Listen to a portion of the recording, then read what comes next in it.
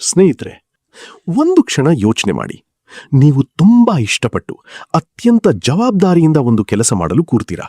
ಆದರೆ ಕೇವಲ 5 ನಿಮಿಷದಲ್ಲಿ ನಿಮ್ಮ ಮೊಬೈಲ್ ಫೋನ್ ಟುಟುಟೂ ಅಂತ ಸೌಂಡ್ ಮಾಡುತ್ತೆ. ಯಾರೋ ವಾಟ್ಸ್ಆಪ್ ಮೆಸೇಜ್ ಕಳಿಸಿದ್ದಾರೆ, ಯಾರೋ ಇನ್ಸ್ಟಾಗ್ರಾಮ್ನಲ್ಲಿ ನಿಮ್ಮ ಫೋಟೋ ಲೈಕ್ ಮಾಡಿದ್ದಾರೆ. ನೀವು ಕೇವಲ 1 ಸೆಕೆಂಡ್ ಫೋನ್ ನೋಡ್ತೀರಾ ಅಷ್ಟೇ. ಅಲ್ಲಿಗೆ ನಿಮ್ಮ ಬ್ರೈನ್ನಲ್ಲಿದ್ದ ಆ ಕ್ರಿಯೇಟಿವ್ ಆಲೋಚನೆ, ಆ ತೀವ್ರವಾದ ಏಕಾಗ್ರತೆ ಮಂಜಿನಂತೆ ಕರಗಿ ಹೋಗಿರುತ್ತೆ. ನಿಮ್ಗೊತ್ತಾ, ಇಂದಿನ ಡಿಜಿಟಲ್ ಯುಗದಲ್ಲಿ ಜಗತ್ತು ನಮಗೆ ಸಕ್ಸಸ್ ಆಗ್ಬೇಕು ಅಂತ ಹೊಸ ಟೂಲ್ಸ್ ಕೊಟ್ಟಿದೆ ಅನ್ಕೊಂಡಿದ್ದೀವಿ. ಆದ್ರೆ ನಿಜ ಹೇಳ್ಬೇಕೆಂದ್ರೆ ಇವೇ ಟೂಲ್ಗಳು ನಮ್ಮ ಯಶಸ್ಸಿನ ದಾರಿಗೆ ದೊಡ್ಡ ವಿಲನ್ ಆಗಿ ನಿಂತಿವೆ. ಇಡೀ ಜಗತ್ತೇ ಇಂತಹ ಡಿಸ್ಟ್ರಾಕ್ಷನ್ಸ್ಗಳ ಮಯವಾಗಿರುವಾಗ ನಾವು ನಿಜವಾದ ಯಶಸ್ಸನ್ನು ಸಾಧಿಸುವುದು ಹೇಗೆ? ನಮ್ಮ ಮೆದುಳಿನ ಸಂಪೂರ್ಣ ಶಕ್ತಿಯನ್ನು ಬಳಸಿ ಜಗತ್ತೇ ಬೆರಗಾಗುವಂತಹ ಸಾಧನೆ ಮಾಡುವುದು ಹೇಗೆ? ಇದಕ್ಕೆ ಉತ್ತರವೇ ಡೀಪ್ ವರ್ಕ್. ಇವತ್ತು ನಾವು ಜಗತ್ತಿನ ಪ್ರಸಿದ್ಧ ಕಂಪ್ಯೂಟರ್ ಸೈನ್ಸ್ ಪ್ರೊಫೆಸರ್ ಮತ್ತು ಲೇಖಕರಾದ ಕ್ಯಾಲ್ ನ್ಯೂಪೋರ್ಟ್ ಅವರು ಬರೆದ ಲಕ್ಷಾಂತರ ಜನರ ಬದುಕನ್ನು ಬದಲಿಸಿದ ಅದ್ಭುತ ಪುಸ್ತಕ deep work, rules for focused success in a distracted world.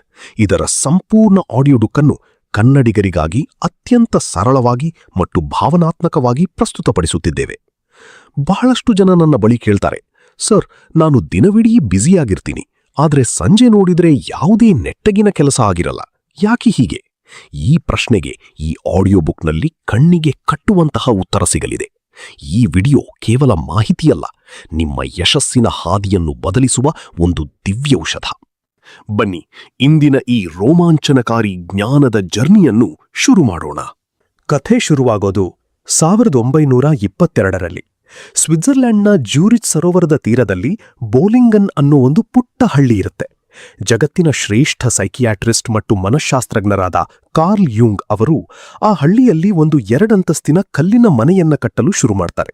ಅದನ್ನ ಅವರು ಟವರ್ ಅಂತ ಕರೀತಾ ಇದ್ರು. ನಿಮ್ಗೊತ್ತಾ, ಕಾರ್ಲ್ ಯುಂಗ್ ಅವರು ಭಾರತಕ್ಕೆ ಪ್ರವಾಸ ಬಂದಾಗ ನಮ್ಮ ದೇಶದ ಜನರು ಮನೆಯಲ್ಲಿ ಪ್ರತ್ಯೇಕವಾಗಿ ಒಂದು ಧ್ಯಾನದ ಕೋಣೆ, ಮೆಡಿಟೇಷನ್ ರೂಮ್ ಇಟ್ಟುಕೊಳ್ಳುವ ಪದ್ಧತಿಯನ್ನ ನೋಡಿ ಪ್ರಭಾವಿತರಾಗಿದ್ರು. ಹಾಗಾಗಿ ಅವರು ತಮ್ಮ ಕಲ್ಲಿನ ಕೋಟೆಯೊಳಗೆ ಒಂದು ಖಾಸಗಿ ಆಫೀಸ್ ರೂಮ್ ಮಾಡಿಕೊಳ್ತಾರೆ. ಆ ರೂಮ್ನ ಕೀಲಿ ಕೈ ಯಾವಾಗ್ಲೂ ಯುಂಗ್ ಅವರ ಜೇಬಿನಲ್ಲೇ ಇರುತ್ತಿತ್ತು. ಅವರ ಅನುಮತಿ ಇಲ್ಲದೆ ಆ ಕೋಣೆಯೊಳಗೆ ಕಾಲಿಡಲು ಯಾರಿಗೂ ಹಕ್ಕಿರಲಿಲ್ಲ. ಯಂಗ್ ಅವರ ದಿನಚರಿ ಹೇಗಿತ್ತು ಗೊತ್ತಾ? ಅವರು ಬೆಳಗ್ಗೆ 7 ಗಂಟೆಗೆ ಎದ್ದು ಹೊಟ್ಟೆ ತುಂಬ ಬ್ರೇಕ್ಫಾಸ್ಟ್ ಮುಗಿಸಿ ಆ ಖಾಸಗಿ ಕೋಣೆಯೊಳಗೆ ಬಾಗಿಲು ಹಾಕಿಕೊಂಡು ಸತತವಾಗಿ 2 ಗಂಟೆಗಳ ಕಾಲ ಜಗತ್ತಿನ ಯಾವುದೇ ಡಿಸ್ಟ್ರಾಕ್ಷನ್ ಇಲ್ಲದೆ ಬರವಣಿಗೆ ಮಾಡ್ತಾ ಇದ್ರು. ಮಧ್ಯಾಹ್ನದ ನಂತರ ಕಾಡಿನಲ್ಲಿ ಲಾಂಗ್ ವಾಕ್ ಹೋಗ್ತಾ ಇದ್ರು, ಧ್ಯಾನ ಮಾಡ್ತಾ ಇದ್ರು. ಆ ಟವರ್ನಲ್ಲಿ ಕರೆಂಟ್ ಇರಲಿಲ್ಲ, ಫೋನ್ ಇರಲಿಲ್ಲ. ರಾತ್ರಿ ಆಗುತ್ತಿದ್ದಂತೆ ಆಯಿಲ್ ದೀಪ ಹಚ್ಚಿ ಒಲೆಯ ಬೆಂಕಿಯ ಶಾಖದಲ್ಲಿ ಕುಳಿತು ಯೋಚಿಸುತ್ತಿದ್ದರು. 10 ಗಂಟೆಗೆಲ್ಲ ಮಲಗುತ್ತಿದ್ದರು. ನೋಡಲು ಇದ್ಯಾವುದೋ ಹಾಲಿಡೇ ಹೋಮ್ ತರಹ ಕಾಣಬಹುದು. ಆದರೆ ನೆನಪಿಡಿ, ಕಾರ್ಲ್ ಯುಂಗ್ ಅವರು ಅಲ್ಲಿಗೆ ವೆಕೇಷನ್ ಕಳೆಯಲು ಹೋಗ್ತಾ ಇರಲಿಲ್ಲ. ಆ ಸಮಯದಲ್ಲಿ ಅವರ ಗುರು ಮತ್ತು ಸ್ನೇಹಿತರಾಗಿದ್ದ ಸಿಗ್ಮಂಡ್ ಫ್ರಾಯ್ಡ್ ಅವರ ಸಿದ್ಧಾಂತಗಳ ವಿರುದ್ಧವಾಗಿ ಯುಂಗ್ ಅವರು ತಮ್ಮದೇ ಆದ ಹೊಸ ಮನಃಶಾಸ್ತ್ರದ ಶಾಲೆಯನ್ನು ಹುಟ್ಟುಹಾಕಬೇಕಿತ್ತು. ಅದಕ್ಕಾಗಿ ಅವರಿಗೆ ತೀವ್ರವಾದ, ಆಳವಾದ ಆಲೋಚನೆಗಳ ಅಗತ್ಯವಿತ್ತು. ಜ್ಯೂರಿಚ್ನ ಸಿಟಿ ಲೈಫ್ನಲ್ಲಿ ಕ್ಲಿನಿಕ್, ರೋಗಿಗಳು, ಮೀಟಿಂಗ್ಸ್ ಅಂತ ಬ್ಯುಸಿಯಾಗಿದ್ದ ಯುಂಗ್ ಅವರಿಗೆ ಆ ಬಿಸಿನೆಸ್ನಿಂದ ಜಗತ್ತನ್ನು ಬದಲಿಸುವ ಐಡಿಯಾಗಳು ಸಿಗುತ್ತಿರಲಿಲ್ಲ. ಹಾಗಾಗಿಯೇ ಅವರು ಕಾಡಿಗೆ ಓಡಿ ಹೋಗಿ ಆ ಕಲ್ಲಿನ ಮನೆಯಲ್ಲಿ ಅಡಗಿಕೊಳ್ಳುತ್ತಿದ್ದರು. ಲೇಖಕರಾದ ಕ್ಯಾಲ್ ನ್ಯೂಪೋರ್ಟ್ ಹೇಳ್ತಾರೆ, ಕಾರ್ಲ್ ಯುಂಗ್ ಮಾಡ್ತಾ ಇದ್ದ ಆ ಕೆಲಸವನ್ನೇ ನಾವು ಡೀಪ್ ವರ್ಕ್ ಅಂತ ಕರಿತೀವಿ. ಡೀಪ್ ವರ್ಕ್ ಅಂದ್ರೆ ಏನು? ಜಗತ್ತಿನ ಯಾವುದೇ ಡಿಸ್ಟ್ರಾಕ್ಷನ್ ಇಲ್ಲದೆ ನಿಮ್ಮ ಮೆದುಳಿನ ಸಂಪೂರ್ಣ ಸಾಮರ್ಥ್ಯವನ್ನು ಕೊನೆಯ ಹಂತದವರೆಗೆ ಬಳಸಿ ತೀವ್ರ ಏಕಾಗ್ರತೆಯಿಂದ ಮಾಡುವಂತಹ ವೃತ್ತಿಪರ ಕೆಲಸ. ಇಂತಹ ಕೆಲಸಗಳು ನಿಮ್ಮ ಕ್ರಿಯೇಟಿವಿಟಿಯನ್ನು ಹೆಚ್ಚಿಸುತ್ತವೆ, ಹೊಸ ಮೌಲ್ಯವನ್ನು ಸೃಷ್ಟಿಸುತ್ತವೆ ಮತ್ತು ಇವುಗಳನ್ನು ಯಾರೂ ಸುಲಭವಾಗಿ ಕಾಪಿ ಮಾಡಲು ಸಾಧ್ಯವಿಲ್ಲ. ಮಾರ್ಕ್ ಟ್ವೇನ್ ತಮ್ಮ ಪ್ರಸಿದ್ಧ ಕಾದಂಬರಿ ಟಾಮ್ ಸಾಯರ್ ಬರೆಯುವಾಗ ತೀವ್ರವಾದ ಐಸೋಲೇಷನ್ನಲ್ಲಿದ್ರು.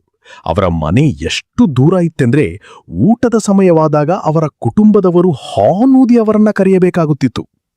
ವುಡಿ ಆಲೆನ್ 44 ವರ್ಷಗಳಲ್ಲಿ 44 ಸೂಪರ್ ಹಿಟ್ ಸಿನಿಮಾಗಳನ್ನು ನಿರ್ದೇಶಿಸಿದ ಈ ನಟ ನಿರ್ದೇಶಕ ಇಡೀ ಜೀವನದಲ್ಲಿ ಎಂದಿಗೂ ಕಂಪ್ಯೂಟರ್ ಬಳಸಲೇ ಇಲ್ಲ. ಒಂದು ಹಳೆಯ ಟೈಪ್ ರೈಟರ್ ಹಿಡಿದು ಇಂಟರ್ನೆಟ್ ಇಲ್ಲದ ಪ್ರಪಂಚದಲ್ಲಿ ಕೂತು ಸ್ಕ್ರಿಪ್ಟ್ ಬರೆಯುತ್ತಿದ್ರು. ಬಿಲ್ ಗೇಟ್ಸ್ ಮೈಕ್ರೋಸಾಫ್ಟ್ ಕಂಪನಿ ನಡೆಸುವಾಗಲೂ ವರ್ಷದಲ್ಲಿ 2 ಬಾರಿ ಥಿಂಕ್ ವೀಕ್ಸ್ ಅಂತ ತಗೊಳ್ತಾ ಇದ್ರು. ಒಂದು ಸರೋವರದ ತೀರದ ಕಾಟೇಜ್ಗೆ ಹೋಗಿ ಇಡೀ ಪ್ರಪಂಚದಿಂದ ಕಟ್ ಆಫ್ ಆಗಿ ಕೇವಲ ಪುಸ್ತಕ ಓದುತ್ತಾ ಭವಿಷ್ಯದ ಯೋಜನೆಗಳನ್ನು ರೂಪಿಸುತ್ತಿದ್ರು. 1995ರಲ್ಲಿ ಅವರು ಬರೆದ ಪ್ರಸಿದ್ಧ ಇಂಟರ್ನೆಟ್ ಟೈಡಲ್ ವೇವ್ ಮೆಮೊ ಹುಟ್ಟಿದ್ದೇ ಇಂಥ ಒಂದು ಥಿಂಕ್ ವೀಕ್ನಲ್ಲಿ. ಆದ್ರೆ ಇವತ್ತಿನ ದಿನಗಳಲ್ಲಿ ಏನಾಗಿದೆ ಗೊತ್ತಾ? ಇವತ್ತಿನ ನಾಲೆಜ್ ವರ್ಕರ್ಸ್ ಅಂದ್ರೆ ಸಾಫ್ಟ್ವೇರ್ ಇಂಜಿನಿಯರ್ಗಳು, ರೈಟರ್ಸ್, ಮ್ಯಾನೇಜರ್ಸ್, ವಿದ್ಯಾರ್ಥಿಗಳು ಎಲ್ಲರೂ ಈ ಡೀಪ್ ವರ್ಕ್ ಅನ್ನೋ ಅದ್ಭುತ ಶಕ್ತಿಯನ್ನ ಮರ್ತೋಗ್ತಿದ್ದಾರೆ. ಮೆಕೆನ್ಸಿ ಸಂಸ್ಥೆಯ ಒಂದು ರಿಸರ್ಚ್ ಪ್ರಕಾರ ಇವತ್ತೊಬ್ಬ ಸಾಮಾನ್ಯ ಆಫೀಸ್ ನೌಕರ ತನ್ನ ವಾರದ 60%ಗಿಂತ ಹೆಚ್ಚು ಸಮಯವನ್ನ ಕೇವಲ ಇಮೇಲ್ ನೋಡುವುದಕ್ಕೆ, ಮೆಸೇಜ್ ಕಳಿಸುವುದಕ್ಕೆ ಮತ್ತು ಇಂಟರ್ನೆಟ್ ಸರ್ಫಿಂಗ್ ಮಾಡುವುದಕ್ಕೆ ಕಳೆಯುತ್ತಿದ್ದಾನೆ. ಕೇವಲ ಇಮೇಲ್ಗಳಿಗೆ ರಿಪ್ಲೈ ಮಾಡುವುದರಲ್ಲೇ 30% ಸಮಯ ವೇಸ್ಟ್ ಆಗ್ತಿದೆ. ದಿನವಿಡೀ ನಾವು ಸಿಕ್ಕಾಪಟ್ಟೆ ಬ್ಯುಸಿಯಾಗಿರ್ತೀವಿ, ಆದ್ರೆ ಆ ಕೆಲಸಗಳು ನಮಗೆ ಯಾವುದೇ ದೊಡ್ಡ ಯಶಸ್ಸನ್ನು ತಂದುಕೊಡ್ತಿಲ್ಲ. ಇದಕ್ಕೆ ಲೇಖಕರು ಶಾಲೋ ವರ್ಕ್ ಅಂತ ಹೆಸರಿಟ್ಟಿದ್ದಾರೆ. ಶಾಲೋ ವರ್ಕ್ ಅಂದ್ರೆ ಏನು? ಯಾವುದೇ ಬ್ರೈನ್ ಪವರ್ ಅಗತ್ಯವಿಲ್ಲದ ಡಿಸ್ಟ್ರಾಕ್ಷನ್ಗಳ ನಡುವೆ ಮಾಡುವಂತಹ ಸಣ್ಣ ಪುಟ್ಟ ಲಾಜಿಸ್ಟಿಕಲ್ ಕೆಲಸಗಳು. ಉದಾಹರಣೆಗೆ ಇಮೇಲ್ ಚೆಕ್ ಮಾಡುವುದು, ವಾಟ್ಸ್ಆಪ್ ಗ್ರೂಪ್ನಲ್ಲಿ ಚಾಟ್ ಮಾಡುವುದು, ಮೀಟಿಂಗ್ಗಳನ್ನು ಶೆಡ್ಯೂಲ್ ಮಾಡುವುದು. ಇವುಗಳಿಂದ ಜಗತ್ತಿನಲ್ಲಿ ಯಾವುದೇ ಹೊಸ ಮೌಲ್ಯ ಸೃಷ್ಟಿಯಾಗಲ್ಲ ಮತ್ತು ಇಂತಹ ಕೆಲಸಗಳನ್ನು ಯಾರು ಬೇಕಾದರೂ ಈಸಿಯಾಗಿ ಮಾಡಬಹುದು. ನೀವು ದಿನವಿಡೀ ಕೇವಲ ಶಾಲೋ ವರ್ಕ್ ಮಾಡ್ತಾ ಕೂತಿದ್ರೆ ನಿಮ್ಮ ಬ್ರೈನ್ಗೆ ಆಳವಾಗಿ ಯೋಚಿಸುವ ಶಕ್ತಿಯೇ ಹೊರಟು ಹೋಗುತ್ತದೆ ಅಂತ ನರವಿಜ್ಞಾನ, ನ್ಯೂರೋಸೈನ್ಸ್ ಎಚ್ಚರಿಸುತ್ತಿದೆ.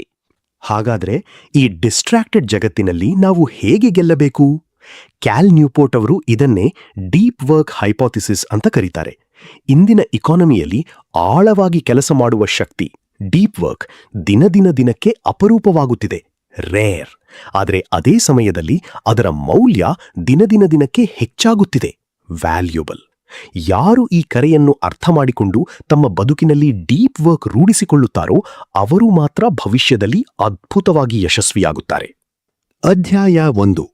ಡೀಪ್ ವರ್ಕ್ ಅತ್ಯಂತ ಅಮೂಲ್ಯವಾದದ್ದು. Deep work is valuable. ಇವತ್ತು ನಮ್ಮ ಎಕಾನಮಿ ತುಂಬಾ ವೇಗವಾಗಿ ಬದಲಾಗ್ತಿದೆ. ಇಲ್ಲಿ ಪ್ರಮುಖವಾಗಿ 3 ತರಹದ ಗ್ರೂಪ್ಗಳು ಸಿಕ್ಕಾಪಟ್ಟೆ ದುಡ್ಡು ಮಾಡ್ತಾರೆ ಮತ್ತು ಯಶಸ್ವಿಯಾಗ್ತಾರೆ ಅಂತ MIT ಎಕನಾಮಿಸ್ಟ್ಗಳು ಹೇಳ್ತಾರೆ. ಹೈ ಸ್ಕಿಲ್ಡ್ ವರ್ಕರ್ಸ್, ಯಾರು ಅತ್ಯಂತ ಕಾಂಪ್ಲೆಕ್ಸ್ ಆಗಿರುವ ಮೆಷೀನ್ ಅಥವಾ ಸಾಫ್ಟ್ವೇರ್ಗಳ ಜೊತೆ ಕೆಲಸ ಮಾಡಿ ರಿಸಲ್ಟ್ ತರ್ತಾರೋ ಅವರು. ಉದಾಹರಣೆಗೆ data scientist Nate Silver. Super stars, ತಮ್ಮ ಫೀಲ್ಡ್ನಲ್ಲಿ ಯಾರು ನಂಬರ್ 1 ಆಗಿರ್ತಾರೋ ಅವರು. ಇವತ್ತು ರಿಮೋಟ್ ವರ್ಕ್ ಜಾಸ್ತಿ ಆಗಿರೋದ್ರಿಂದ ಕಂಪನಿಗಳು ಲೋಕಲ್ ಹುಡುಗರನ್ನು ಬಿಟ್ಟು ಜಗತ್ತಿನ ಬೆಸ್ಟ್ ಎಕ್ಸ್ಪರ್ಟ್ಸ್ಗೆ ಎಷ್ಟು ಬೇಕಾದರೂ ದುಡ್ಡು ಕೊಟ್ಟು ಹೈರ್ ಮಾಡ್ತಾರೆ. ಉದಾಹರಣೆಗೆ Ruby on rails creator David Hanson.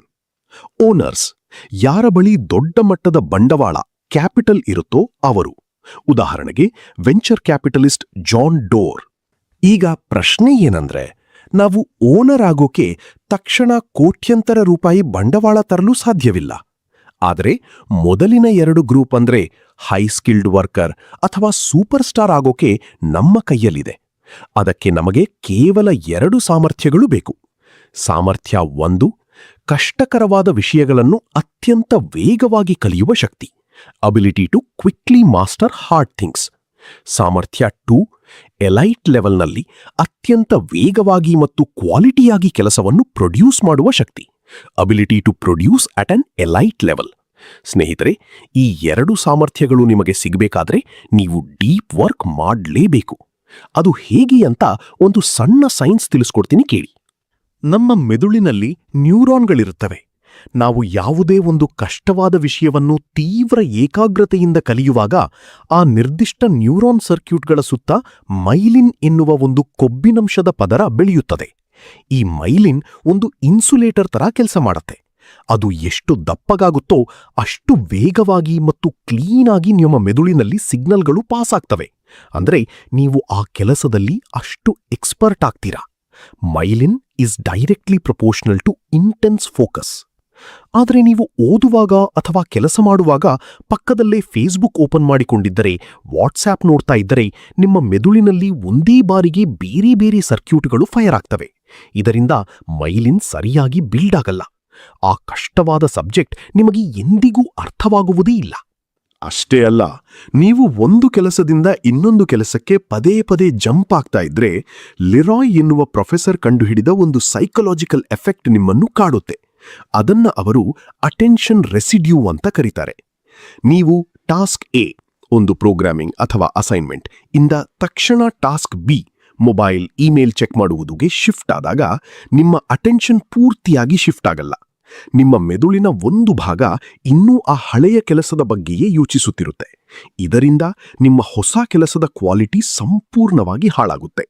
Wharton business ಸ್ಕೂಲ್ನ ಅತ್ಯಂತ ಕಿರಿಯ ಪ್ರೊಫೆಸರ್ ಆಡಮ್ ಗ್ರ್ಯಾಂಟ್ ವರ್ಷಕ್ಕೆ 10 ರಿಸರ್ಚ್ ಪೇಪರ್ಸ್ ಪಬ್ಲಿಷ್ ಮಾಡ್ತಾರೆ, ಬೆಸ್ಟ್ ಸೆಲ್ಲರ್ ಪುಸ್ತಕ ಬರೀತಾರೆ. ಅವರ ಸೀಕ್ರೆಟ್ ಏನ್ ಗೊತ್ತಾ? ಅವರು ತಮ್ಮ ಕೆಲಸಗಳನ್ನು ಬ್ಯಾಚ್ ಮಾಡ್ತಾರೆ. ಅಂದರೆ ಒಂದು ಇಡೀ ಸೆಮಿಸ್ಟರ್ ಕೇವಲ ಪಾಠ ಮಾಡ್ತಾರೆ. ಆಮೇಲೆ 3 ತಿಂಗಳು ಕಂಪ್ಲೀಟ್ ಆಗಿ ಹೊರ ಪ್ರಪಂಚದಿಂದ ಐಸೋಲೇಟ್ ಆಗಿ ಕೇವಲ ರಿಸರ್ಚ್ ಮಾಡ್ತಾರೆ. ಆ ಸಮಯದಲ್ಲಿ ಅವರ ಆಫೀಸ್ ಬಾಗಿಲು ಬಂದಿರುತ್ತೆ, ಇಮೇಲ್ಗೆ ಆಟೋ ರಿಪ್ಲೈ ಇಟ್ಟಿರುತ್ತಾರೆ. ಅವರ ಪ್ರೊಡಕ್ಟಿವಿಟಿ ಸೂತ್ರ ತುಂಬಾ ಸಿಂಪಲ್. ಉತ್ತಮ ಗುಣಮಟ್ಟದ ಕೆಲಸ ಇಸ್ ಈಕ್ವಲ್ ಟು ಖರ್ಚು ಮಾಡಿದ ಸಮಯ ಇಂಟು ಏಕಾಗ್ರತೆಯ ತೀವ್ರತೆ. ಹಾಗಾಗಿ ನೆನಪಿಡಿ, ನೀವು ಜಗತ್ತಿನಲ್ಲಿ ಔಟ್ ಪ್ರೊಡ್ಯೂಸ್ ಮಾಡಬೇಕಾದ್ರೆ, ನಿಮ್ಮ ಸ್ಪರ್ಧಿಗಳಿಗಿಂತ ಮುಂದೆ ಬರಬೇಕಾದ್ರೆ ಡೀಪ್ ವರ್ಕ್ ಅತ್ಯಗತ್ಯ. ಅಧ್ಯಾಯ 2, ಡೀಪ್ ವರ್ಕ್. ಇವತ್ತು ತುಂಬಾ ಅಪರೂಪ. ಇವತ್ತು ಜಗತ್ತಿನ ದೊಡ್ಡ ದೊಡ್ಡ ಕಂಪನಿಗಳು ಏನ್ ಮಾಡ್ತಾ ಇವೆ ಗೊತ್ತಾ? ಫೇಸ್ಬುಕ್ ತನ್ನ ಆಫೀಸ್ನಲ್ಲಿ ಜಗತ್ತಿನ ಅತ್ಯಂತ ದೊಡ್ಡ ಓಪನ್ ಆಫೀಸ್ ಪ್ಲಾನ್ ಮಾಡಿದೆ. ಅಂದ್ರೆ 3,000 ಜನ ಒಂದೇ ದೊಡ್ಡ ಹಾಲ್ನಲ್ಲಿ ಕುಳಿತು ಕೆಲಸ ಮಾಡ್ತಾರೆ. ಯಾವುದೇ ಗೋಡೆ ಇರಲ್ಲ, ಕ್ಯೂಬಿಕಲ್ ಇರಲ್ಲ. ಯಾಕೆ ಅಂದ್ರೆ ಜನ ಒಬ್ಬರನ್ನೊಬ್ಬರು ನೋಡಿ ಮಾತನಾಡ್ಲಿ, ಸೆರೆಂಡಿಪಿಟಿ ಅಂದ್ರೆ ಆಕಸ್ಮಿಕವಾಗಿ ಹೊಸ ಐಡಿಯಾಗಳು ಹುಟ್ಟಲಿ ಅಂತ. ಅದೇ ರೀತಿ ಕಂಪನಿಗಳಲ್ಲಿ ಸ್ಲ್ಯಾಕ್ ಅಥವಾ ಇನ್ಸ್ಟೆಂಟ್ ಮೆಸೇಜಿಂಗ್ ಆಪ್ಸ್ ಬಂದಿವೆ. ಎಂಪ್ಲಾಯಿಗಳು ಕೋಡಿಂಗ್ ಮಾಡ್ತಾ ಇದ್ದವಾಗಲೇ ಪಕ್ಕದಲ್ಲಿ ಮೆಸೇಜ್ ಫ್ಲಾಶ್ ಆಗ್ತಾ ಇರುತ್ತೆ. ಅವರು ತಕ್ಷಣ ರಿಪ್ಲೈ ಮಾಡ್ತಾರೆ. ಕ್ಯಾಲ್ ನ್ಯೂಪೋರ್ಟ್ ಹೇಳ್ತಾರೆ, ಇವೆಲ್ಲವೂ ನಿಮ್ಮ ಏಕಾಗ್ರತೆಯನ್ನು ಕೊಲ್ಲುವ ಅತ್ಯಂತ ದರಿದ್ರ ಐಡಿಯಾಗಳು. ಪ್ರೊಫೆಸರ್ ಗ್ಲೋರಿಯಾ ಮಾರ್ಕ್ ಅವರ ರಿಸರ್ಚ್ ಪ್ರಕಾರ ಆಫೀಸ್ನಲ್ಲಿ ಕೆಲಸ ಮಾಡುವಾಗ ಒಬ್ಬ ನೌಕರನಿಗೆ ಒಂದು ಸಣ್ಣ ಡಿಸ್ಟ್ರಾಕ್ಷನ್ ಆದರೂ ಅವನು ಮತ್ತೆ ಹಳೆಯ ಏಕಾಗ್ರತೆಯ ಸ್ಥಿತಿಗೆ ಮರಳಲು ಸರಾಸರಿ 23 ನಿಮಿಷ ತಗೊಳ್ತಾನಂತೆ.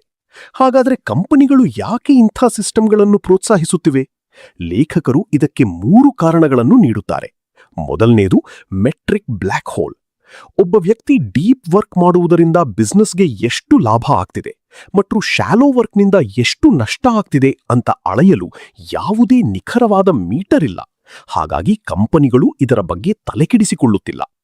ಕನಿಷ್ಠ ಪ್ರತಿರೋಧದ ತತ್ವ, the principle of least resistance. ಯಾವುದೇ ಸ್ಪಷ್ಟವಾದ ರೂಲ್ಸ್ ಇಲ್ಲದಿದ್ದರೆ ಮನುಷ್ಯ ಯಾವಾಗಲೂ ತನಗೆ ಆ ಕ್ಷಣಕ್ಕೆ ಯಾವುದು ಈಸಿಯೋ ಅದನ್ನೇ ಮಾಡ್ತಾನೆ. ಆಫೀಸ್ನಲ್ಲಿ ದಿನವಿಡೀ ಕಷ್ಟಪಟ್ಟು ಆಳವಾಗಿ ಯೋಚಿಸುವುದಕ್ಕಿಂತ ಬಂದ ಇಮೇಲ್ಗಳಿಗೆ ತಕ್ಷಣ ರಿಪ್ಲೈ ಮಾಡ್ತಾ ಕೂರುವುದು ತುಂಬಾ ಈಸಿ ಅಲ್ವಾ?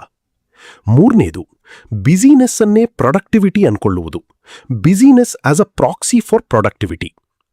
ನಾಲೆಜ್ ವರ್ಕ್ನಲ್ಲಿ ಯಾರು ಎಷ್ಟು ಸಾಧನೆ ಮಾಡಿದ್ದಾರೆ ಅಂತ ತಕ್ಷಣ ಗೊತ್ತಾಗಲ್ಲ.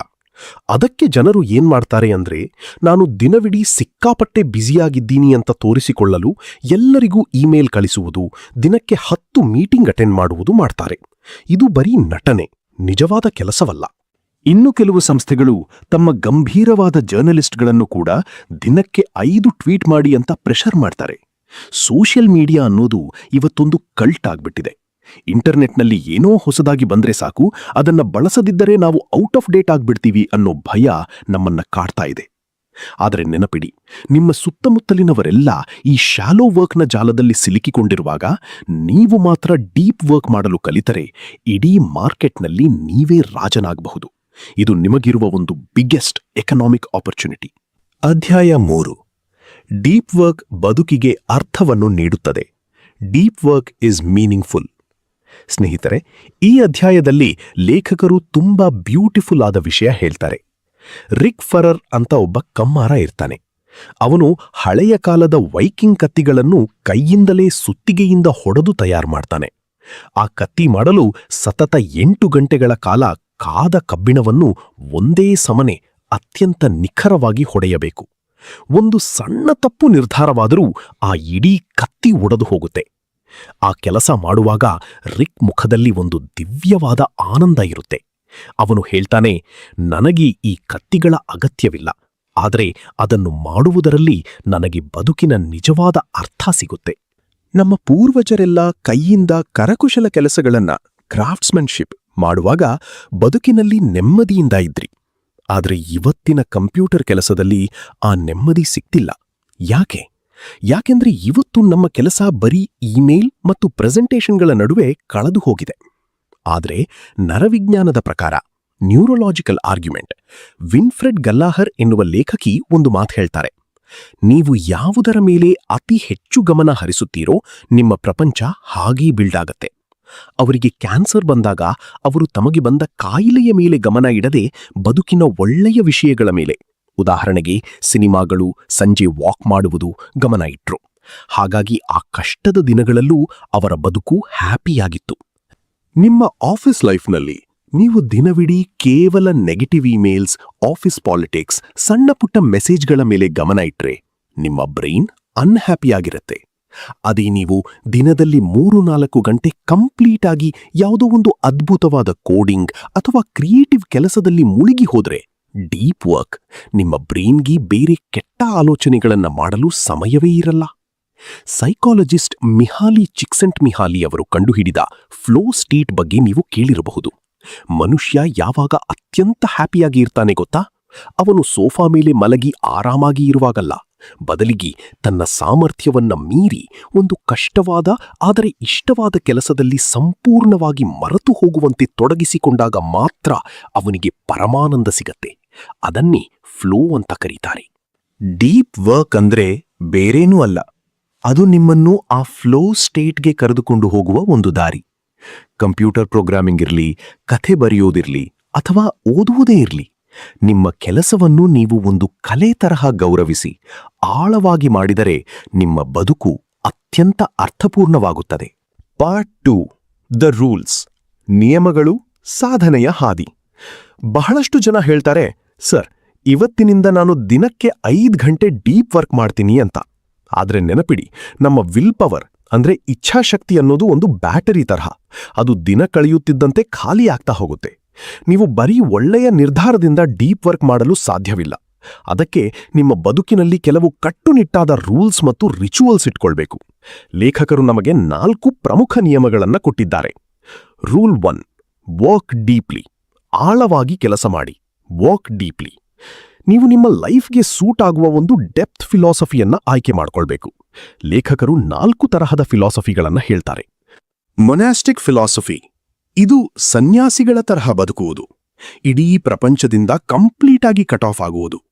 ಇಮೇಲ್, ಸೋಷಿಯಲ್ ಮೀಡಿಯಾ ಎಲ್ಲವನ್ನೂ ಡಿಲೀಟ್ ಮಾಡಿ ಕೇವಲ ಒಂದೇ ಒಂದು ದೊಡ್ಡ ಗುರಿಯ ಬೆನ್ನತ್ತುವುದು. ಉದಾಹರಣೆಗೆ ಲೇಖಕ ನೀಲ್ ಸ್ಟೀವೆನ್ಸನ್. ಆದರೆ ಇದು ಸಾಮಾನ್ಯ ನೌಕರರಿಗೆ ಸಾಧ್ಯವಿಲ್ಲ. ಬೈಮೋಡಲ್ ಫಿಲಾಸಫಿ, ನಿಮ್ಮ ಸಮಯವನ್ನು 2 ಭಾಗವಾಗಿ ಡಿವೈಡ್ ಮಾಡುವುದು. ವರ್ಷದಲ್ಲಿ ಕೆಲವು ತಿಂಗಳು ಅಥವಾ ವಾರದಲ್ಲಿ 2-3 ದಿನ ಕಂಪ್ಲೀಟ್ ಆಗಿ ಮೊನಾಸ್ಟಿಕ್ ಆಗಿ ಡೀಪ್ ವರ್ಕ್ ಮಾಡುವುದು. ಉಳಿದ ದಿನಗಳಲ್ಲಿ ಎಲ್ಲರಿಗೂ ಸಿಗುವಂತೆ ನಾರ್ಮಲ್ ಆಗಿ ಇರುವುದು. ಉದಾಹರಣೆಗೆ ಕಾರ್ಲ್ ಯುಂಗ್. ರಿಥಮಿಕ್ ಫಿಲಾಸಫಿ, ಇದು ಸಾಮಾನ್ಯರಿಗೆ ಅತ್ಯಂತ ಬೆಸ್ಟ್ ರೂಲ್. ಪ್ರತಿದಿನ ಒಂದು ನಿಶ್ಚಿತ ಸಮಯದಲ್ಲಿ, ಉದಾಹರಣೆಗೆ ಬೆಳಗ್ಗೆ 5ರಿಂದ 7 ಗಂಟೆಯವರೆಗೆ, ಜಗತ್ತೇ ಮಲಗಿರುವಾಗ ಯಾವುದೇ ಡಿಸ್ಟ್ರಾಕ್ಷನ್ ಇಲ್ಲದೆ ದಿನಾಲೂ 2 ಗಂಟೆ ಕೆಲಸ ಮಾಡುವುದು. ಇದೊಂದು ಅಭ್ಯಾಸವಾಗಿ ಬದಲಾಗಬೇಕು. ಜೆರಿ ಸೀನ್ಫೆಲ್ಡ್ ಅವರ don't break the chain calendar method ತರಹ ದಿನಾಲೂ ಆ ಕೆಲಸ ಮಾಡಿ ಕ್ಯಾಲೆಂಡರ್ ಮೇಲೆ ರೆಡ್ ಮಾರ್ಕ್ ಹಾಕ್ತಾ ಹೋಗಬೇಕು. ಜರ್ನಲಿಸ್ಟಿಕ್ ಫಿಲಾಸಫಿ, ದಿನದಲ್ಲಿ ಯಾವಾಗ ಸಮಯ ಸಿಗುತ್ತೋ ತಕ್ಷಣ ಮೈಂಡನ್ನು ಶಾಲೋ ಮೋಡ್ನಿಂದ ಡೀಪ್ ಮೋಡ್ಗೆ ಶಿಫ್ಟ್ ಮಾಡಿ ಕೆಲಸ ಮಾಡುವುದು. ಇದಕ್ಕೆ ತುಂಬಾನೇ ಪ್ರಾಕ್ಟೀಸ್ ಬೇಕು. ಹೊಸಬರಿಗೆ ಇದು ಸೆಟ್ ಆಗಲ್ಲ. ಗ್ರ್ಯಾಂಡ್ ಜೆಸ್ಚರ್, ಕೆಲವೊಮ್ಮೆ ಡೀಪ್ ವರ್ಕ್ ಮಾಡಲು ನಿಮ್ಮ ಬ್ರೈನ್ಗೆ ಒಂದು ದೊಡ್ಡ ಶಾಕ್ ಕೊಡಬೇಕು. ಜೆ.ಕೆ. ರೌಲಿಂಗ್ ಅವರು ಹ್ಯಾರಿ ಪಾಟರ್ ಸರಣಿಯ ಕೊನೆಯ ಪುಸ್ತಕ ಬರೆಯುವಾಗ ಮನೆಯಲ್ಲಿ ಮಕ್ಕಳ ಗದ್ದಲ, ನಾಯಿ ಬೊಗಳುವುದು ಅಂತ ಡಿಸ್ಟ್ರಾಕ್ಟ್ ಆಗ್ತಾ ಇದ್ರು. ಆಗ ಅವರೇನ್ ಮಾಡಿದ್ರು ಗೊತ್ತಾ? ಎಡಿನ್ಬರ್ಗ್ ಸಿಟಿಯಲ್ಲಿದ್ದ ಅತ್ಯಂತ ಐಷಾರಾಮಿ 5 ಸ್ಟಾರ್ ಹೋಟೆಲ್ನಲ್ಲಿ ದಿನಕ್ಕೆ ಲಕ್ಷಾಂತರ ರೂಪಾಯಿ ಕೊಟ್ಟು ಒಂದು ರೂಮ್ ಬುಕ್ ಮಾಡಿದ್ರು. ಆ ಹೋಟೆಲ್ನ ಶಾಂತ ವಾತಾವರಣ ಮತ್ತು ಅವರು ಹೂಡಿಕೆ ಮಾಡಿದ ಆ ದೊಡ್ಡ ಮೊತ್ತ ಅವರ ಬ್ರೈನ್ಗೆ, ನೋಡು, ನೀನಿಲ್ಲಿಗೆ ಬರೆಯೋಕೆ ಬಂದಿದ್ದೀಯಾ, ಟೈಮ್ ವೇಸ್ಟ್ ಮಾಡಬೇಡ ಅಂತ ತೀವ್ರವಾದ ಪ್ರೆಷರ್ ಹಾಕಿತು. ಪುಸ್ತಕ ಅದ್ಭುತವಾಗಿ ಮೂಡಿಬಂತು. ಇದನ್ನೇ ಗ್ರ್ಯಾಂಡ್ ಗೆಸ್ಚರ್ ಅಂತ ಕರೀತಾರೆ. Combination of hub and spoke. ನಿಮ್ಮ ಆಫೀಸ್ ಅಥವಾ ಮನೆ ಹೇಗಿರಬೇಕು ಅಂದ್ರೆ ಐಡಿಯಾಗಳನ್ನು ಎಕ್ಸ್ಚೇಂಜ್ ಮಾಡಿಕೊಳ್ಳಲು ಒಂದು ಕಾಮನ್ ಹಾಲು ಇರಬೇಕು, ಹಾಗೆ ಒಂಟಿಯಾಗಿ ಕೂತು ಕೆಲಸ ಮಾಡಲು ಸೌಂಡ್ ಪ್ರೂಫ್ ರೂಮ್ ಇರಬೇಕು. ಬರೀ ಒಂಟಿಯಾಗಿದ್ದರೂ ಐಡಿಯಾ ಬರಲ್ಲ, ಬರೀ ಜನರ ಜೊತೆ ಇದ್ದರೆ ಕೆಲಸ ಆಗಲ್ಲ. ಬಿಸ್ನೆಸ್ ತರಹ ಎಕ್ಸಿಕ್ಯೂಟ್ ಮಾಡಿ. 4DX framework. ರೂಲ್ 1, ಅತ್ಯಂತ ಪ್ರಮುಖವಾದ ಒಂದೇ ಒಂದು ಗುರಿಯ ಮೇಲೆ ಫೋಕಸ್ ಮಾಡಿ. ವೈಲ್ಡ್ಲಿ ಇಂಪಾರ್ಟೆಂಟ್ ಗೋಲ್. ಮಾಡಿದೆ ಅನ್ನೋದಕ್ಕಿಂತ ನಾನು ಈ ವಾರ ಎಷ್ಟು ಗಂಟೆ ಡೀಪ್ ವರ್ಕ್ ಮಾಡಿದೆ ಅನ್ನೋದನ್ನು ಕೌಂಟ್ ಮಾಡಿ. ನಿಮ್ಮ ಕಂಟ್ರೋಲ್ನಲ್ಲಿ ಇರೋದು ಡೀಪ್ ವರ್ಕ್ ಅವರ್ಸ್ ಮಾತ್ರ. ರೂಲ್ 3, ಒಂದು ಸ್ಕೋರ್ ಕಾರ್ಡ್ ಇಟ್ಕೊಳ್ಳಿ. ಗೋಡೆ ಮೇಲೆ ನೀವು ಎಷ್ಟು ಗಂಟೆ ಫೋಕಸ್ ಆಗಿ ಕೆಲಸ ಮಾಡಿದ್ರಿ ಅಂತ ಟಿಕ್ ಮಾರ್ಕ್ ಹಾಕಿ. ನಿಮ್ಮ ಕಣ್ಣಿಗೆ ಅದು ಕಾಣಬೇಕು. ರೂಲ್ 4, ಪ್ರತಿ ವಾರ ನಿಮ್ಮ ಪ್ರಗತಿಯನ್ನು ನೀವೇ ರಿವ್ಯೂ ಮಾಡ್ಕೊಳ್ಳಿ. Accountability. Rule 2, embrace boredom. Boring ಆಗಿರೋದನ್ನ ಕಲಿಯಿರಿ. ಸ್ನೇಹಿತರೆ, ಇವತ್ತು ನಮಗೆ 1 ನಿಮಿಷ ಬೋರ್ ಆದ್ರೂ ತಕ್ಷಣ ಜೇಬಿನಿಂದ ಮೊಬೈಲ್ ತೆಗೆದು ಸ್ಕ್ರಾಲ್ ಮಾಡೋ ಕಾಯಿಲೆ ಬಂದಿದೆ. ಸೂಪರ್ ಮಾರ್ಕೆಟ್ ಲೈನ್ನಲ್ಲಿ ನಿಂತಾಗ, ಬಸ್ಸಿಗಾಗಿ ಕಾಯುವಾಗ ನಮಗೆ ಕಾಯೋಕೆ ತಾಳ್ಮೆಯೇ ಇಲ್ಲ. ಕ್ಲಿಫರ್ಡ್ ನಾಸ್ ಎನ್ನುವ ಸ್ಟ್ಯಾನ್ಫರ್ಡ್ ಪ್ರೊಫೆಸರ್ ತಮ್ಮ ರಿಸರ್ಚ್ನಲ್ಲಿ ಒಂದು ಭಯಾನಕ ಸತ್ಯ ಹೇಳಿದ್ದಾರೆ. ಯಾರ ಬ್ರೈನ್ ಸಣ್ಣ ಬೋರ್ಡಮ್ ಬಂದ ತಕ್ಷಣ ಇಂಟರ್ನೆಟ್ ಕಡೆ ಓಡುತ್ತೋ ಅಂಥ ಬ್ರೈನ್ಗಳು ಶಾಶ್ವತವಾಗಿ ತಮ್ಮ ಏಕಾಗ್ರತೆಯ ಶಕ್ತಿಯನ್ನ ಕಳೆದುಕೊಳ್ಳುತ್ತವೆ. ಅವರು ಲೇಸರ್ ಫೋಕಸ್ ಮಾಡ್ತೀನಿ ಅಂದುಕೊಂಡ್ರೂ ಅವರ ಕೈಲಿ ಅದು ಸಾಧ್ಯವಾಗಲ್ಲ. ಯಾಕಂದ್ರೆ ಅವರ ಮೆದುಳು ಡಿಸ್ಟ್ರಾಕ್ಷನ್ಗೆ ಅಡಿಕ್ಟ್ ಆಗಿರುತ್ತೆ. ಇದಕ್ಕೆ ಪರಿಹಾರ ಏನು? Don't take breaks from distraction, instead take breaks from focus. ಅಂದ್ರೆ ನೀವು ದಿನವಿಡೀ ಇಂಟರ್ನೆಟ್ ಬಳಸುತ್ತಾ ಮಧ್ಯೆ ಅರ್ಧ ಗಂಟೆ ಓದಲು ಕೂರಬೇಡಿ. ಬದಲಿಗೆ ನಿಮ್ಮ ದಿನದಲ್ಲಿ ನಾನು ಬೆಳಗ್ಗೆ 10ರಿಂದ 11ರವರೆಗೆ ಇಂಟರ್ನೆಟ್ ಮುಟ್ಟಲ್ಲ, ಆಫ್ಲೈನ್ ಇರ್ತೀನಿ ಅಂತ ಬ್ಲಾಕ್ ಮಾಡಿ. ಆ ಸಮಯದಲ್ಲಿ ಏನೇ ಆದ್ರೂ, ಎಷ್ಟೇ ಬೋರ್ ಆದ್ರೂ ಇಂಟರ್ನೆಟ್ ಆನ್ ಮಾಡಬೇಡಿ. ಆ ಬೋರಿಂಗ್ ಕ್ಷಣಗಳನ್ನು ನಿಮ್ಮ ಬ್ರೈನ್ ಅನುಭವಿಸಬೇಕು. ಆಗ್ಲೇ ನಿಮ್ಮ ಮೆದುಳಿನ ಸ್ನಾಯುಗಳು ಬಲಶಾಲಿಯಾಗ್ತವೆ. Productive meditation. ನೀವು ವಾಕಿಂಗ್ ಮಾಡುವಾಗ, ಜಾಗಿಂಗ್ ಮಾಡುವಾಗ ಅಥವಾ ಕಾರ್ ಡ್ರೈವ್ ಮಾಡುವಾಗ ನಿಮ್ಮ ಕೈಗೆ ಕೆಲಸ ಇರುತ್ತೆ, ಆದ್ರೆ ಮೈಂಡ್ ಫ್ರೀ ಇರುತ್ತೆ. ಆ ಸಮಯದಲ್ಲಿ ಯಾವುದೋ ಒಂದು ಕಷ್ಟವಾದ ಬಿಸ್ನೆಸ್ ಪ್ರಾಬ್ಲಮ್ ಅಥವಾ ಸ್ಟಡಿ ಪ್ರಾಬ್ಲಮ್ ಅನ್ನು ಮನಸ್ಸಿನಲ್ಲೇ ತಗೊಂಡು ಯೋಚನೆ ಮಾಡಿ. ನಿಮ್ಮ ಗಮನ ಬೇರೆ ಕಡೆ ಹೋದಾಗಲೆಲ್ಲ ವಾಪಸ್ ಎಳೆದುಕೊಂಡು ಬಂದು ಆ ಪ್ರಾಬ್ಲಮ್ ಮೇಲೆಯೇ ಇಡಿ. ಇದು ನಿಮ್ಮ ಬ್ರೈನ್ಗೆ ಜಿಮ್ನಲ್ಲಿ ವರ್ಕೌಟ್ ಮಾಡಿದ ಹಾಗೆ. Rule 3, quit social media. Social ಮೀಡಿಯಾವನ್ನು ತ್ಯಜಿಸಿ. ಈಗ ಬಹಳಷ್ಟು ಜನರಿಗೆ ಕೋಪ ಬರಬಹುದು. ಸಾರ್, ಸೋಷಿಯಲ್ ಮೀಡಿಯಾದಿಂದ ನಮಗೆ ಎಷ್ಟು ಲಾಭ ಇದೆ ಗೊತ್ತಾ? ಹಳೆ ಫ್ರೆಂಡ್ಸ್ ಸಿಗ್ತಾರೆ, ಎಂಟರ್ಟೈನ್ಮೆಂಟ್ ಸಿಗುತ್ತೆ ಅಂತ. ಲೇಖಕರು ಹೇಳ್ತಾರೆ, ನಾವೆಲ್ಲ ಇವತ್ತು ಎನಿ ಬೆನಿಫಿಟ್ ಮೈಂಡ್ಸೆಟ್ನಲ್ಲಿದ್ದೀವಿ. ಅಂದ್ರೆ ಒಂದು ಆಪ್ನಿಂದ ನಮಗೆ ಕೇವಲ 1% ಲಾಭ ಸಿಕ್ಕಿದ್ರೂ ನಾವದನ್ನ ಇಡೀ ದಿನ ಬಳಸ್ತೀವಿ. ಆದರೆ ಅದರಿಂದ ಆಗ್ತಿರೋ 99% ನಷ್ಟವನ್ನು ನಾವು ನೋಡ್ತಾ ಇಲ್ಲ. ಒಬ್ಬ ರೈತ, ಫಾರೆಸ್ಟ್ ಪ್ರಿಚರ್ಡ್, ತನಗೆ ಹುಲ್ಲು ಕತ್ತರಿಸುವ ಮಷೀನ್ ಬೇಕಾ ಬೇಡವಾ ಅಂತ ನಿರ್ಧಾರ ಮಾಡುವಾಗ ಕೇವಲ ಅದರಿಂದ ಲಾಭ ಇದೆಯಾ ಅಂತ ಯೋಚಿಸಲ್ಲ. ಆ ಮಷೀನ್ ತರೋದ್ರಿಂದ ತನ್ನ ಮಣ್ಣಿನ ಫಲವತ್ತತೆ ಹಾಳಾಗುತ್ತಾ, ಅದಕ್ಕೆ ಹಾಕೋ ದುಡ್ಡಿನಲ್ಲಿ ಬೇರೆ ಕೋಳಿ ಸಾಕಿದರೆ ಹೆಚ್ಚು ಲಾಭ ಬರುತ್ತಾ, ಆಪರ್ಚುನಿಟಿ ಕಾಸ್ಟ್ ಅಂತ ಲೆಕ್ಕ ಹಾಕ್ತಾನೆ. ನಾವು ನಮ್ಮ ಬದುಕಿನ ಪರಿಕರಗಳನ್ನು ಆರಿಸುವಾಗ ಕ್ರಾಫ್ಟ್ಸ್ಮ್ಯಾನ್ ಅಪ್ರೋಚ್ ಟು ಟೂಲ್ ಸೆಲೆಕ್ಷನ್ ಬಳಸಬೇಕು. ನಿಮ್ಮ ಬದುಕಿನ ಮತ್ತು ವೃತ್ತಿಯ ಅತ್ಯಂತ ಮುಖ್ಯವಾದ 2-3 ಗುರಿಗಳನ್ನು ಬರೆದುಕೊಳ್ಳಿ. ಆ ಗುರಿಗಳನ್ನು ಸಾಧಿಸಲು ಸೋಷಿಯಲ್ ಮೀಡಿಯಾ ನಿಜವಾಗಿಯೂ ಅತ್ಯಂತ ಪ್ರಮುಖವಾದ ಸಹಾಯ ಮಾಡುತ್ತಿದೆಯೇ? ಇಲ್ಲದಿದ್ದರೆ ಅದನ್ನು ತಕ್ಷಣ ಬಿಟ್ಟುಬಿಡಿ. The 30 days experiment, the 30 days social media packing party. ಲೇಖಕರು ನಿಮಗೆ ಒಂದು ಚಾಲೆಂಜ್ ಕೊಡ್ತಾರೆ. ಇವತ್ತಿನಿಂದ ಮುಂದಿನ 30 ದಿನಗಳ ಕಾಲ ಫೇಸ್ಬುಕ್, ಇನ್ಸ್ಟಾಗ್ರಾಮ್, ಟ್ವಿಟರ್ ಎಲ್ಲವನ್ನೂ ಯಾರಿಗೂ ಹೇಳದೆ, ಯಾವುದೇ ಪೋಸ್ಟ್ ಹಾಕದೆ, ಸದ್ದಿಲ್ಲದೆ ಬಳಸುವುದನ್ನು ನಿಲ್ಲಿಸಿ. Cold Turkey. 30 ದಿನಗಳ ನಂತರ ನಿಮ್ಮನ್ನೇ 2 ಪ್ರಶ್ನೆ ಕೇಳಿಕೊಳ್ಳಿ. ಈ 30 ದಿನಗಳು ಸೋಷಿಯಲ್ ಮೀಡಿಯಾ ಇಲ್ಲದೆ ನನ್ನ ಬದುಕಿನಲ್ಲಿ ಏನಾದರೂ ದೊಡ್ಡ ನಷ್ಟವಾಯಿತೆ? ಬದುಕು ನರಕವಾಯಿತೆ? ನಾನು ಆನ್ಲೈನ್ನಲ್ಲಿ ಇಲ್ಲದಂತಕ್ಕೆ ಜನರಿಗೆ ಏನಾದರೂ ಬೇಸರವಾಗಿದೆಯೇ? ಅವರು ನನ್ನನ್ನು ಹುಡುಕಿಕೊಂಡು ಬಂದಿದ್ದಾರೆಯೇ? ನಿಮಗೆ ಆಶ್ಚರ್ಯವಾಗಬಹುದು. 90% ಜನರಿಗೆ ಈ 2 ಪ್ರಶ್ನೆಗಳ ಉತ್ತರ ಇಲ್ಲ ಎಂದೇ ಇರುತ್ತೆ. ಸ್ನೇಹಿತರೆ, ಸೋಷಿಯಲ್ ಮೀಡಿಯಾ ಕಂಪನಿಗಳು ನಿಮ್ಮ ಅಟೆನ್ಷನ್ ಅನ್ನು ಮಾರಿ ದುಡ್ಡು ಮಾಡ್ತಾ ಇವೆ. ನೀವು ಲೈಕ್ಸ್ ಮತ್ತು ಕಮೆಂಟ್ಸ್ ಅನ್ನು ಹುಸಿ ಹೆಮ್ಮೆಯ ಬೆನ್ನಟ್ಟಬೇಡಿ. Rule 4, drain the shallows. ಸಣ್ಣ ಪುಟ್ಟ ಕೆಲಸಗಳನ್ನು ಕಡಿಮೆ ಮಾಡಿ. ಬೇಸ್ ಕ್ಯಾಂಪ್ ಅನ್ನೋ ಸಾಫ್ಟ್ವೇರ್ ಕಂಪನಿ ತನ್ನ ಎಂಪ್ಲಾಯಿಗಳಿಗೆ ಬೇಸಿಗೆಯಲ್ಲಿ ವಾರಕ್ಕೆ ಕೇವಲ 4 ದಿನ ಮಾತ್ರ ಕೆಲಸ ಇಟ್ಟಿರುತ್ತೆ. ಆದರೆ ಕೆಲಸ ಮಾತ್ರ 5 ದಿನದಷ್ಟೇ ಆಗುತ್ತೆ. ಯಾಕೆ ಗೊತ್ತಾ? ಯಾವಾಗ ಸಮಯ ಕಡಿಮೆ ಇರುತ್ತೋ ಆವಾಗ ಜನ ಸಣ್ಣ ಪುಟ್ಟ ಹರಟೆ, ಇಮೇಲ್, ಬ್ಯುಸಿ ಇರೋ ತರಹ ನಟಿಸೋದನ್ನೆಲ್ಲ ಬಿಟ್ಟು ಕೇವಲ ಇಂಪಾರ್ಟೆಂಟ್ ಕೆಲಸ, ಡೀಪ್ ವರ್ಕ್ ಮಾತ್ರ ಮಾಡ್ತಾರೆ. ನಿಮ್ಮ ದಿನವನ್ನು ನೀವು ಹೇಗೆ ಪ್ಲಾನ್ ಮಾಡಬೇಕು ಅಂದ್ರೆ, schedule every minute of your day. ಬೆಳಗ್ಗೆ ಎದ್ದ ತಕ್ಷಣ ಒಂದು ನೋಟ್ಬುಕ್ ತಗೊಂಡು ಪ್ರತಿ ಅರ್ಧ ಗಂಟೆಗೆ ನೀವು ಏನ್ ಮಾಡ್ತೀರಾ ಅಂತ ಬ್ಲಾಕ್ ಇಟ್ಕೊಳ್ಳಿ. ಇಮೇಲ್ ನೋಡಕ್ಕೆ ಪ್ರತ್ಯೇಕ ಸಮಯ ಇಡಿ. ನಿಮ್ಮ ಶೆಡ್ಯೂಲ್ ದಿನದಲ್ಲಿ 5 ಬಾರಿ ಬದಲಾದ್ರೂ ಪರವಾಗಿಲ್ಲ, ಆದ್ರೆ ನಿಮ್ಮ ದಿನದ ಪ್ರತಿಯೊಂದು ನಿಮಿಷಕ್ಕೂ ಒಂದು ಜವಾಬ್ದಾರಿ ಇರಬೇಕು. ಒಂದು ಕೆಲಸ ಡೀಪಾ ಅಥವಾ ಶಾಲೋವಾ ಅಂತ ಹೇಗೆ ಕಂಡುಹಿಡಿಯುವುದು? ನಿಮ್ಮನ್ನೇ ಈ ಪ್ರಶ್ನೆ ಕೇಳಿಕೊಳ್ಳಿ. ನಾನ್ ಮಾಡ್ತಾ ಇರೋ ಈ ಕೆಲಸವನ್ನು ಮಾಡಲು ಒಬ್ಬ ಯಾವುದೇ ನಾರ್ಮಲ್ ಡಿಗ್ರಿ ಮುಗಿಸಿದ ಹುಡುಗನಿಗೆ ಎಷ್ಟು ತಿಂಗಳು ಟ್ರೈನಿಂಗ್ ಕೊಡಬೇಕಾಗಬಹುದು? ಆ ಹುಡುಗ ಕೇವಲ 5 ದಿನದಲ್ಲಿ ಆ ಕೆಲಸ ಕಲಿಯಬಹುದು. ಉದಾಹರಣೆಗೆ ಎಕ್ಸೆಲ್ ಶೀಟ್ ತುಂಬಿಸುವುದು ಅಥವಾ ಇಮೇಲ್ ಕಳಿಸುವುದು ಎಂದರೆ ಅದು ಶಾಲೋ ವರ್ಕ್. ಅದಕ್ಕೆ ನಿಮ್ಮ ಬದುಕಿನಲ್ಲಿ ಹೆಚ್ಚು ಮೌಲ್ಯ ಇರಲ್ಲ. ಅದೇ ಆ ಕೆಲಸ ಕಲಿಯಲು ತಿಂಗಳುಗಳು ಅಥವಾ ವರ್ಷಗಳು ಬೇಕು ಎಂದರೆ, ಉದಾಹರಣೆಗೆ ಕಾಂಪ್ಲೆಕ್ಸ್ ಕೋಡಿಂಗ್ ಅಥವಾ ಕ್ರಿಯೇಟಿವ್ ರೈಟಿಂಗ್ ಎಂದರೆ ಅದು ಡೀಪ್ ವರ್ಕ್. ನಿಮ್ಮ ಬಾಸ್ ಜೊತೆ ಕುಳಿತು ಮಾತನಾಡಿ, ಸರ್, ನನ್ನ ದಿನದ ಶಾಲೋ ವರ್ಕ್ ಬಜೆಟ್ ಕೇವಲ 30% ಇರಲಿ, ಉಳಿದ 70% ನಾನು ಡೀಪ್ ವರ್ಕ್ ಮಾಡ್ತೀನಿ ಅಂತ ಪರ್ಮಿಷನ್ ತಗೊಳ್ಳಿ. ಸಂಜೆ 5:30ಕ್ಕೆ ಆಫೀಸ್ ಬಂದ್. Fixed schedule productivity. Cal Newport ಅವರು ಸಂಜೆ 5:30 ನಂತರ ಯಾವುದೇ ಆಫೀಸ್ ಕೆಲಸ ಮಾಡಲ್ಲ, ಇಮೇಲ್ ನೋಡಲ್ಲ. ಅವರು ತಮ್ಮ ದಿನಕ್ಕೆ ಒಂದು ಡೆಡ್ಲೈನ್ ಫಿಕ್ಸ್ ಮಾಡಿದ್ದಾರೆ. ಯಾವಾಗ ಲಿಮಿಟ್ ಇರುತ್ತೋ ಆವಾಗ ಬ್ರೈನ್ ಇನ್ನೂ ಹೆಚ್ಚು ಫೋಕಸ್ ಆಗಿ ಕೆಲಸ ಮಾಡುತ್ತೆ. ಸಂಜೆ ಕೆಲಸ ಮುಗಿಸುವಾಗ ಒಂದು ಶಟ್ ಡೌನ್ ರಿಚುವಲ್ ಮಾಡಿ.